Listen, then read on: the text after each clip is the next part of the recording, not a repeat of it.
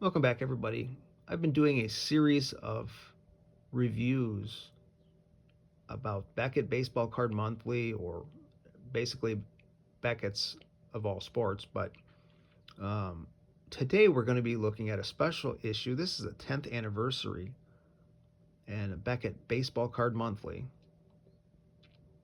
And it features Hot List heroes Frank Thomas and Ken Griffey Jr. On the back, Mickey Mantle, who was truly the hobby hero. If you really look at the vintage and values of things, Mickey Mantle was definitely the hobby hero back in the day. And this is November 1994. Let's take a look. Well, first of all, I'm going to show you a couple of things. Frank Thomas, star power. Really, up to this point in 1994, Frank Thomas was even more popular than Ken Griffey, although it was getting to be close, but it's just slightly more popular than Griffey. Griffey ended up with more home runs, but Frank Thomas still had 500 home runs. They both had great careers. Let's take a look.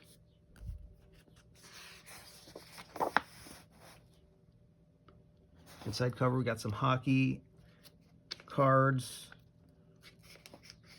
from Leaf. We have a Harry Carey. Must be an article about Harry Carey coming up. Take me out to the ball game with Harry Carey during the 7th inning stretch of the Cubs games. 1994 season marked Harry's 50th year in broadcasting. A lot of these broadcasters that stuck around for a really long time with one team, they become very popular among the fans, and they usually have something unique about them. And of course, Harry had that with the 7th inning. One great ride. Through all the twists and turns of the last decade, integrity has kept Beckett Baseball Card Monthly successfully afloat. And it says down here, Beckett Baseball Card Monthly has reached such a point. 10 years ago, Dr. James Beckett turned an idea into reality when he launched this magazine. Since then, it has, of course, taken many twists and turns. Upward of 150 talented people have come aboard. Thanks for the efforts. You can look at the first issue and you can barely recognize it as the same magazine that you hold in your hands today. So in the first issue, it had a 65 Clemente and a Dale Murphy rookie card. And clearly it was Beckett Monthly, baseball card price guide, and they got 2 baseball cards right on the front. Since then, it had, well, not quite completely, but it turned into more of a sports magazine and less of a card magazine, or a price guide even. But one of the reasons that I did like it as a kid was because it was a hobby magazine. It wasn't a sports magazine. It was a sports card magazine. And that's why I purchased it, because I was into the sports card hobby. And later, probably 1997 was when it started to really push toward being more of a sports magazine. It had some stuff about cards in it and less about the hobby. Still the Mick. We got an article about Mickey Mantle, who, of course, was so popular in the hobby, especially with vintage collectors, who really are the ones that had the money to make the hobby relevant. And we would get a lot of buzz for that 52 Mantle and the money that people were spending to buy that card. And it was, along with, of course, the Honus Wagner. Those 2 cards were making headlines for sure. The Big Hot. Frank Thomas leads a select group of players who have, at one time or another, reached what mere commons only dream of, the top of the hot list.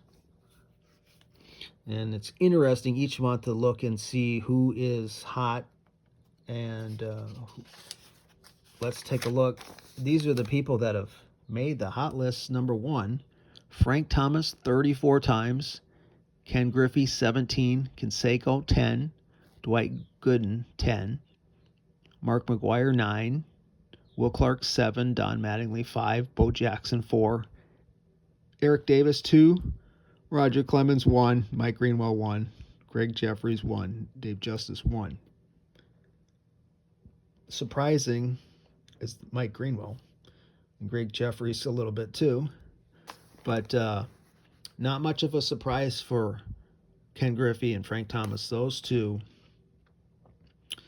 It's a little bit surprising that Frank Thomas is so far ahead of Griffey on this list so far up to 1994.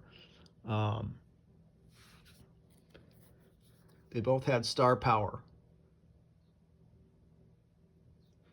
And both had great careers and finished with in the 500 home run club, both of them. Griffey made it to the 600 home run club, but both had great careers. I just seen Frank Thomas at a Topps event. He's still out there. Griffey's in ads, TV commercials. So is Frank Thomas. They're both visible still. And I just remember as a kid, if you opened a pack, those were the two players that you were trying to get, one or the other. We have a Flair ad here. Got Coach Prime with the Reds, and of course these hot glove inserts in the box instead of a pack, like a wrapping, like a wrapper. It came in a box. Trendy 10. From air cards to high-tech masterpieces, 10 trends have played important roles in shaping the hobby during the last 10 years. This is by Theo Chen. And that's what I liked about Beckett. Always articles about cards and different sets, and you would learn about the hobby, different cards.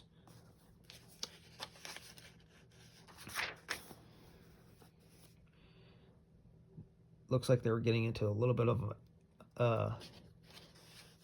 a lot of ads and stuff at this point in 1994. And the hot list, well, Ken Griffey made it to number 1. And I think, yeah, at some point probably Griffey does overtake Thomas for the hot list. And including this issue here, it's Griffey number 1. Thomas number 2, Bagwell number 3, Matt Williams, Mike Piazza, Nolan Ryan, Albert Bell, Raul Mondesi, Barry Bonds, Don Mattingly, Michael Jordan, of course playing minor league baseball at this time, Jose Canseco, Cal Ripken, Tony Gwynn, Kirby Puckett, Juan Gonzalez, Fred McGriff, Greg Maddux, Will Clark, Ryan Sandberg, Manny Ramirez, Ryan Klesko, Kenny Lofton, Dave Justice, Darryl Strawberry, Tim Salmon, Alex Rodriguez, Cliff Floyd, Joe Carter, Jimmy Key. That's a long list. 30 players cold. Darryl Strawberry, Juan Gonzalez, Pete Rose, Michael Jordan, Bo Jackson, Ricky Henderson, JT Snow, Jose Canseco, Eric Davis, Carlos Delgado. And looking at the price guide, we have a 50 Bowman first Bowman card, Ted Williams, $800. And the Mickey Mantle rookie card, 8,000, 51 Bowman. 52 Tops, 25,000 for the Mantle, and it went down. So I think it was up to 32 or something, a little bit earlier than this, and it must have took a little bit of a dip.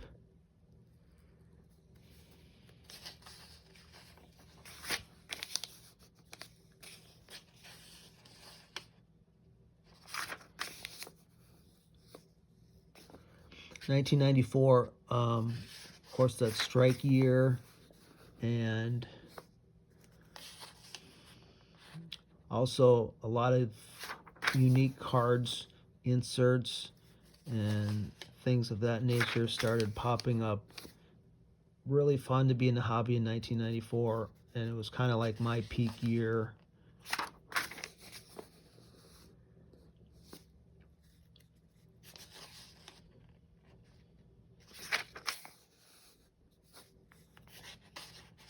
Canseco rookie from the 86 Donruss, $35. McGriff, 32. Cecil Fielder, 18.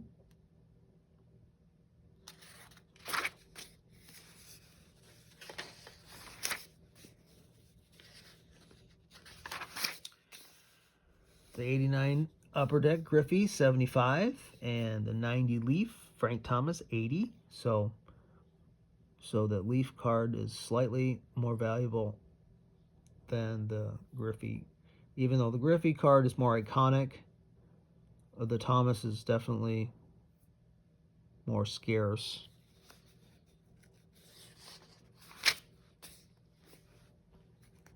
The no name on front Thomas, $700. The regular Frank Thomas, $4 for that rookie card. And I just seen him for that Topps event that Thomas was at. He was signing, I think he was signing a no name on front card.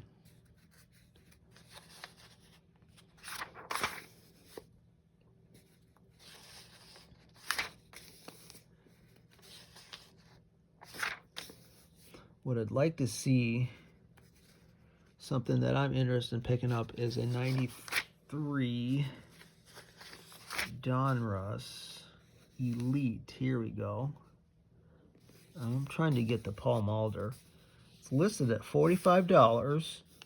And it went down. Yeah, I've seen them available in like about $23. So, yeah, it's even went down from 1994, which is a little bit strange. Okay. Oh, okay. There's a Robin Yount Legend, $90. That one I'm probably interested in as well.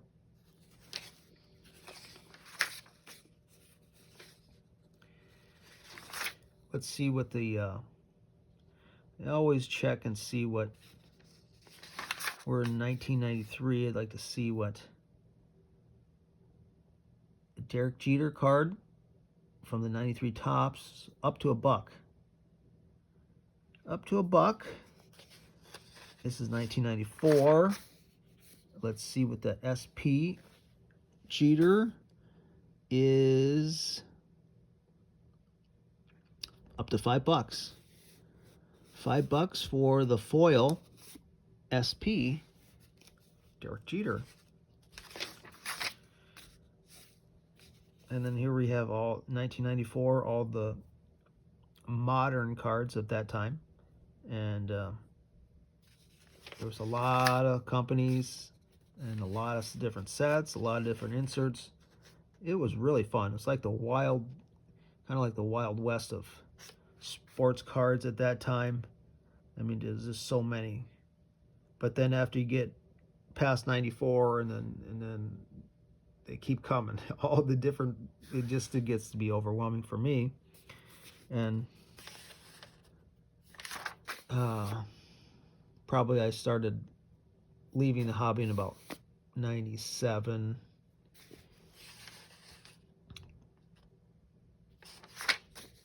But yeah, so many different sets, and there was something for everybody. There was Score, something cheap, but yet they had inserts too. And everything, all these companies, even you buy a pack of something cheap, it had inserts.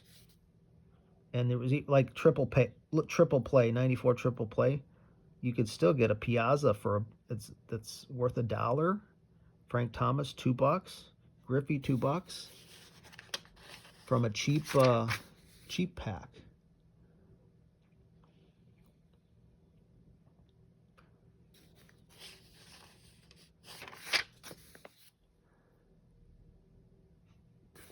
And we have the convention calendar.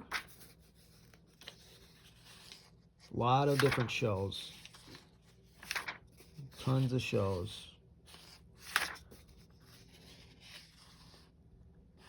Pete Rose signing for $20 a photo or a ball, $50 for a bat. Now Mickey Mantle, $85. That's how much it cost. Hank Aaron, $25. Yogi Berra, $20. I got a Yogi Berra card signed through the mail, and that was free, I believe.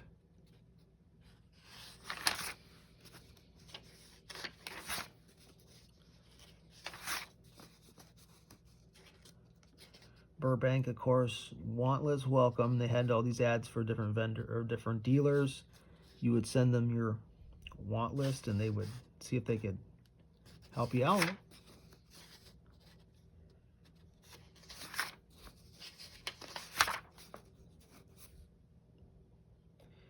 Just tons of articles in these Beckett's about cards, mostly just about cards.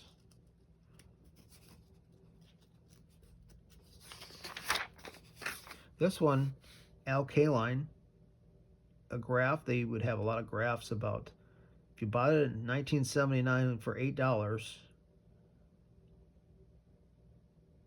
by 1992 it was $900.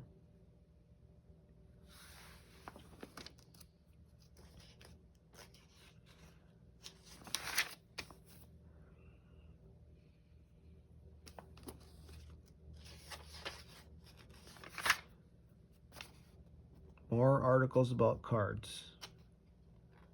And this one's like parallels. They were obviously very popular. In 1994, the Electric Diamonds, the Museum Collection, Artist Proof, First Day, Production.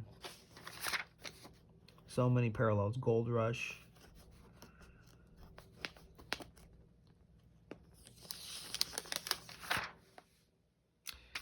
There's Mulder, 35% larger. These like almost the same size as the, maybe they are, as the Tall Boys. That was a Fleer Extra Bases. Don't think that became popular. They just like the regular standard size cards. I don't think these larger cards became popular at all.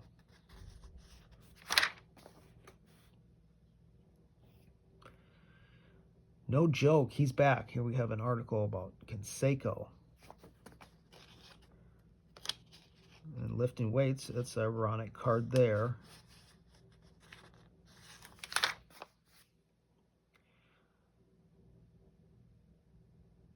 Yeah, he's even a little bit of a pitcher.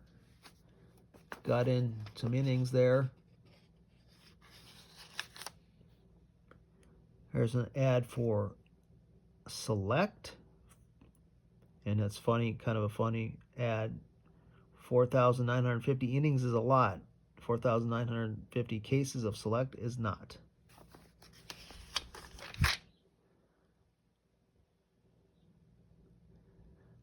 The perfect find. A New York couple shells out a hefty price for what may be the best preserved Mantle rookie card in existence. They say it's worth every penny. And it's, look at that, it's PSA graded in 1994. Now, I never even thought of grading anything in 1994. I didn't even know that even was a thing at all. But certainly for a card like a Mickey Mantle rookie card, let's see what they say about this.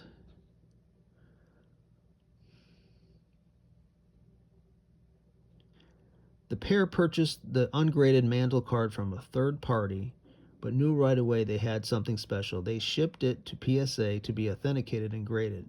In the meantime, they contacted Shrunick who had purchased cards from Foreman in the past. Okay, when it came back, they told me, Rick, it came back a 10. So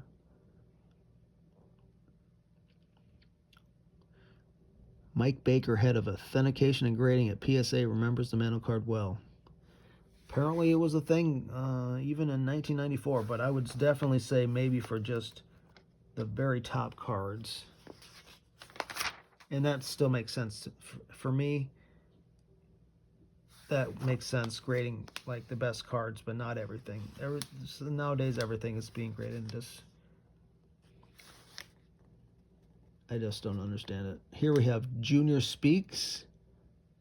Being one of the game's brightest young stars isn't always what it's cracked up to be. Just ask Griffey. It looks like they interviewed him for that.